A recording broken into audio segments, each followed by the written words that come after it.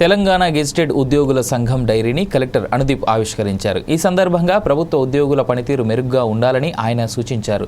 సమగ్ర ఇంటింటి సర్వే త్వరితగతిన పూర్తి చేయడంలో ఉద్యోగుల పాత్ర కీలకమైందని ఆయన అన్నారు.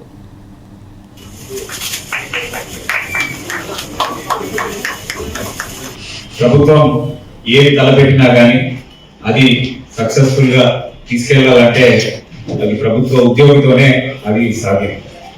ప్రభుత్వ ఉద్యోగులు ప్రభుత్వం ఇచ్చినటువంటి సలహాలు, సూచనలు, ఆదేశాలు అవన్నీ తీసుకొని వాటిని ముందుకు తీసుకెళ్ళినప్పుడే ప్రభుత్వానికి మంచి పేరు, ప్రజల్లోకి ప్రభుత్వం పనిచేస్తుందనే ఒక భావన కల్పించడానికి మన ఉద్యోగుల యొక్క పాత్ర ఎంతో కీలకమైనది.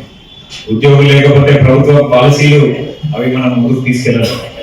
అటువంటి ముఖ్యమైన పాత్ర పోషిస్తున్నటువంటి ప్రతి ఒక్కరు, ఇది ఒక డిపార్ట్మెంట్ అని కాదు, ప్రతి ఒక్క డిపార్ట్మెంట్, గవర్నమెంట్ అన్నప్పుడు అన్ని డిపార్ట్మెంట్లు కీలకమే.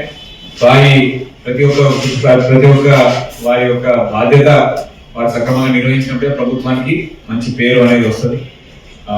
మన తెలంగాణలో మనం ఇందాక చూసినాము, సర్వేలు కానివ్వండి, మనం చేసినటువంటి కార్యక్రమాలు కానివ్వండి, ఒక సింపుల్ కులగణన సర్వే మనం చేసినట్లయితే బీహార్లో 6-7 నెలలు తీసుకున్నారు. మన దగ్గర మన ఉద్యోగులు, మన అడ్మినిస్ట్రేటివ్ కేపబిలిటీ ఏంటంటే ఒక 45 days లో స్టార్ట్ అయిన ఒక స్మూత్, ఎటువంటి ఇబ్బందులు లేకుండా చేసి కంప్లీట్ చేసుకొని ప్రభుత్వానికి నివేదికలు అందించినాము. అది రిపోర్ట్ కూడా తయారవుతుంది.